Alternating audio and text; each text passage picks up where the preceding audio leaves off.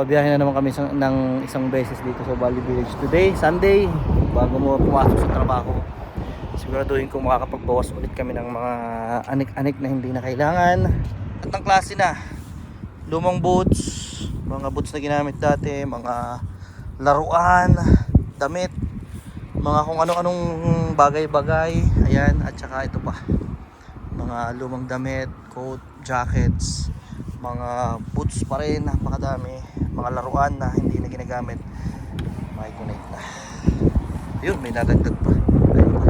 Bye-bye. Ay nako, bye bye. That's life. Ganun talaga. Marirealize mo lang ang dami na pala kapag mag-move ka, maglilipad ka, tapos makikita mo, Diyos ko, ang dami mong i-move. Hindi, kailangan i-dispose na, kailangan ng i-let go. May problema ka sa pag-let go.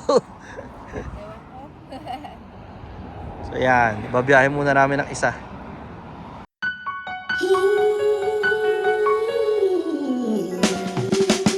Sunshine, blue skies. I gotta cry. Millions of blues to cross crying. Feel the pain, oh yeah. Listen, I love you. That sounds strange. Diretso kami ng Superstore after namin mag-drop sa sa Valley Village. Kasi gusto raw nilang gumawa ng baked sushi. Paborito na yung baked sushi gawin eh. Zero na marunong na eh. So anong kailangan? Tuna. Ano pa ba bibilin bukod sa tuna? Tuna, tapos cream cheese. Cream cheese, Saka yung mayo na ito. mayo. Okay.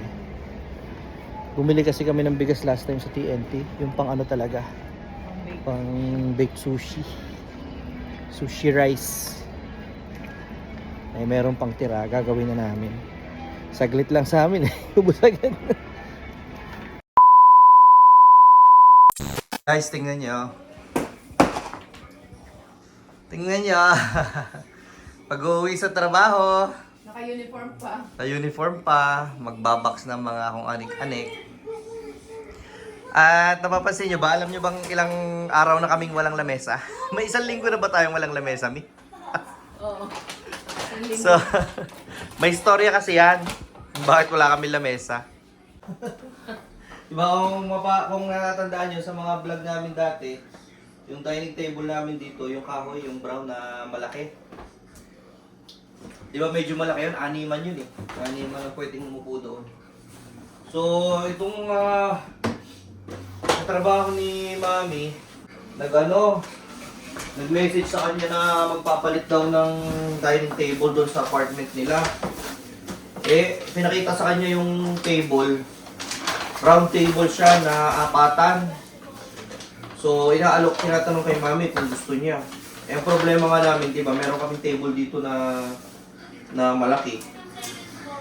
So, sabi namin, parang okay nga sana yung maliit. Kaya nga lang, paano gagawin namin doon sa table namin na malaki, diba? So, ang naisip namin, post namin. So, pinost niya. Binibenta niya ng 50. Hanggang sa may kumuha, tinawaran na magkano Mami? 35. 35. Ayun, binigay niya ni Mami. So, kasama na lahat ng upuan. Tapos, ang nangyari, nung pumunta kami sa apartment ng katrabaho niya para kuhanin sana yung table or i-check, pagtingin namin, hindi kasya sa likod nung kotse, nung sasakyan namin. So, sabi namin, kuhanin na lang namin yung 4 na upuan and to follow na lang yung table, yung round table. Ang balak namin, pagkuha namin ng U-Haul, automatic, yun ang una naming dadaanan. Pipick upin namin yung una. Saka kami dediretso dito para hakutin yung mga malalaking gamit namin, furnitures, yung kama, yung couch, yung mga patungan ng TV, mga cabinet. Yun, ipapansak namin lahat sa U-Haul.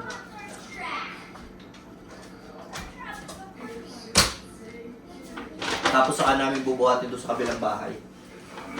Kaya yun ang istorya. Kaya ilang araw na kami walang table. Ilang araw na kami walang dining table, kumakain kami dyan sa ibabaw ng ng lababo.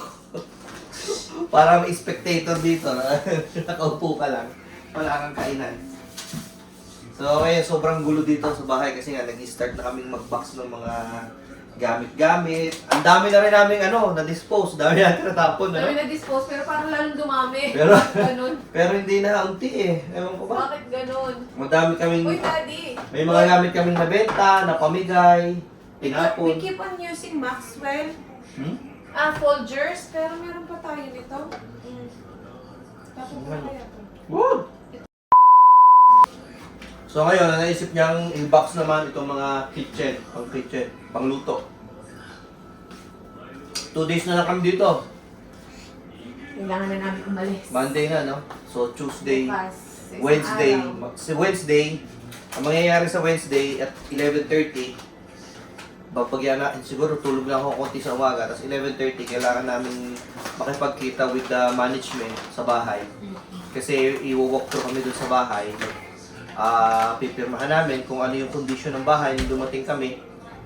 Tapos after nun, pwede na kami maglipat. So yun ang reason, hindi ka pwedeng maglipat hanggat hindi pa nagagawa yung inspection. Hindi pa na-inspect yung buong bahay. Kasi ang mangyayari, baka sa paglilipat natin, sa paglilipat, nabunggo yung mga pader, nagkabutas-butas, nagkasira-sira. So pagdating na inspection, kaninong kaninong fault, di ba? So mahirap. Kaya ang gusto nila, at ang tama nga naman, na ang proseso mag-i-inspect muna, titingnan kung anong condition ng bahay, kailangan matalas ang mata, kung may mga sira, kailangan makita, di ba? Kailangan. Para ma-checkan doon sa ma-note doon sa kontrata. Para ibig sabihin, at the end, kapag ikaw ay aalis na, kapag nag-inspect ulit, lahat ng sira doon, ikaw ang may problema. At yun ay doon nakasalalay kung makukuha mo pa yung deposit mo or magkano yung makukuha mong deposit. Paring Kagaya wala dito, na hindi natin alam kung magkano pang babalik. So yun ang purpose ng deposit. At saka yung last bill ng kuryente. Ayun. Dahil kasi dito, hindi naman sa atin nakapangalan yung NMAX eh. Kaya, pwede na nilang ibawas doon. Pero doon sa lilipatan natin, total sa Papangalan atin sa atin. nakapangalan, kahit umalis ka doon, sa'yo ang bill talaga nun. Parang week ago, kailan ba ako tumawag sa NMAX? Ang tagal na, no? Oo. Parang mga 2 weeks ago, tumawag na ako sa NMAX. Yun yung NMAX, yun yung parang dito, kumbaga parang Meralco. Pero hindi lang kuryente ang sakop nila. Sakop nila yung gas, kuryente, yung mga iba-iba pang binabayaran sa city.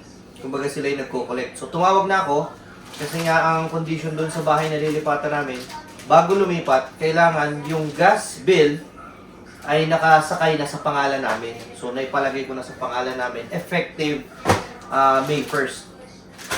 So yun, tatakbo na ang metro simula May 1st. Ibig sabihin sa amin na yun, ipapadala yung bill, kami na yung magbabayad ng gas. Yun. Tapos yung kuryente, tubig, iba pang bills, yung main floor ang may sagot doon. Sila magbabayad. Birthday ni Ma'am, may mga alak pa. Hindi pa naubos, bubuhatin pa namin sa kabila. Ay, nako. Hindi naman niya ako mapainom. Hindi man ako inom ng pait-pait. Tara na! Inom muna tayo! Shot muna! Pait-pait. Ito yung first time na talagang kami, first time namin ma-experience yung maglipat ng maraming gamit. Kasi nung dumating kami dito sa Canada, isang ganito. Nung dumating kami dito, wala pa naman kaming dala nun, kundi mga maleta namin eh. So, and ever since, hindi na kami lumipat ng bahay. Galing lang kami sa basement, umakyat lang kami dito sa main floor, pero yung mag-move ng medyo malayo, first time na namin gagawin. Kaya masakit sa ulo, maraming hassle. Pagkatapos, ay ganito pa nangyari, hindi pa na-approve yung leave ko for Wednesday. So, hindi ko alam kung ano mangyayari, kung makatulog ba ako, makakapasok pa ba ako, hindi ko alam. Pero yun, dahil may prediction ng snow ng Wednesday, iniisip na lang din namin. You wash it. Let Kuya wash it. Iniisip na lang din namin na baka i-move na lang namin yung yung paglipat namin sa Saturday. Yung paglilipat ng malalaking furnitures, pero yung maliliit ay bubuhatin na namin konti-konti. Kinausap ko na si na Ate Venus, kinausap na namin. Okay lang naman sa kanila na baga hindi agad kami lumipat. Yung Saturday, saka na lang namin i-move yung mga yung ibang malalaking furnitures namin. So dyan muna kayo, magagawa muna ako ng box. Pala, dito sa box ha. Thank you nga pala sa aking bisor, kay Pong. Siya yung nagpahiram sa akin ng ilan ba yun? 8 box, moving boxes.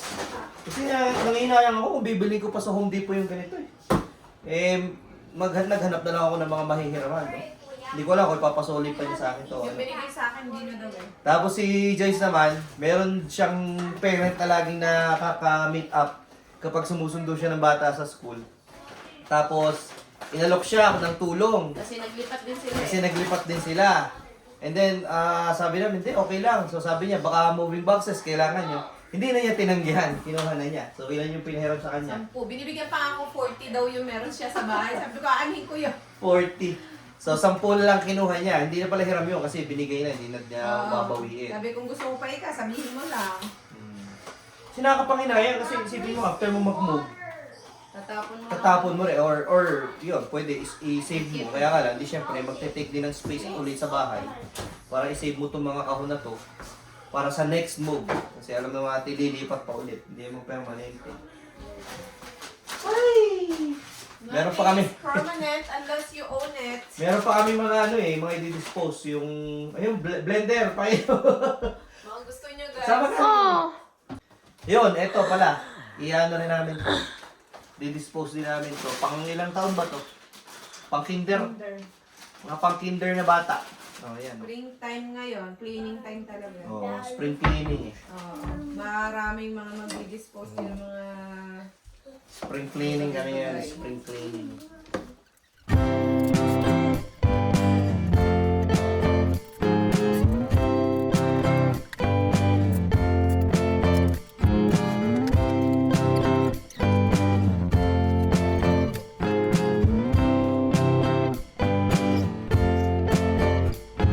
Sick, feeling sicker than you know. Killed a bird without a stone. Taught the dog to throw. Yan na. Pumapasok mo sa box. Oops! See the difference? Luwag na siya! Meron dahil pang mga ano doon, no? Mga pang-wrap, mga foil, parchment. Tapos ito mga tissue pang ano, sa bathroom. Ayan. Kasi pagka saan ba yan? Kitchen. Kitchen towel pala yan, oh. Kitchen towel. Kasi kapag ka nga nagsisale sa Costco, bumibili na kami ng ganyan. Ayan, bubuhatin namin lahat yan.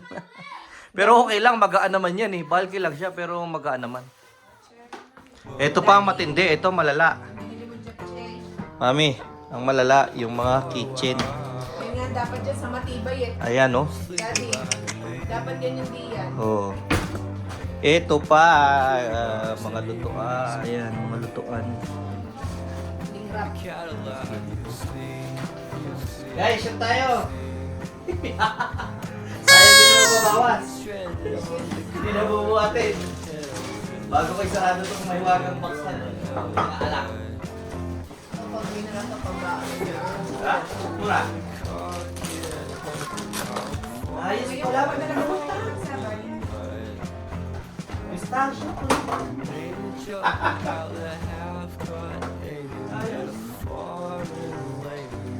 Masyado ng pulutan. Gusto mo bukas? Okay lang. Kunti na lang ay baba. Yung mga papel dyan. At tinapon mo yung... Maganda yung dyaryo ng ano. Nandun, mawin. Itong ganitong lalagyan guys, ang parang wala doon sa nilipatan namin bahay. Ganda sana yung may ganyan eh. Kasi kumbaga madaling mag-organize ng mga anik-anik, yung mga sa kusina, ano, pantry. Yan, no. Ay doon sa lilipatan namin, maliit ang space, mukhang wala nito. Kaya hindi kami makakapag-stock ng mga pagkain. Hindi ko alam kung maganda o mapangit eh. Advantage kasi hindi ka mag-i-stock. Siguro hindi magastos kasi hindi ka bibili ng stocks. Pero Tapos hindi mo naman nagagamit pala lahat. lahat, oo. Pero ang pangit naman doon eh mayat maya kang bibili. Kada maubos ang isang bagay, yung supplies, mayat maya kang bibili. O dati, sa pelikula lang ako nakakita ng mga naglilipat ng bahay na naglalagay ng gamit sa box. Hindi naman uso sa Pinas yun ah. Patay, problema sa mga kaldero. Hindi mapagkasya. Kaya yan. Ay, nako. Sana dalawang lipat na lang tayo, no? Sarap mangarap, no? Sana sunod na lipat natin. Nako. Ay, nako. Yung sa mangarap. Bahay ko na yung sunod kong lilipatan. Yun. Sa'yo lang? Bahay na siya. Oo, bahay.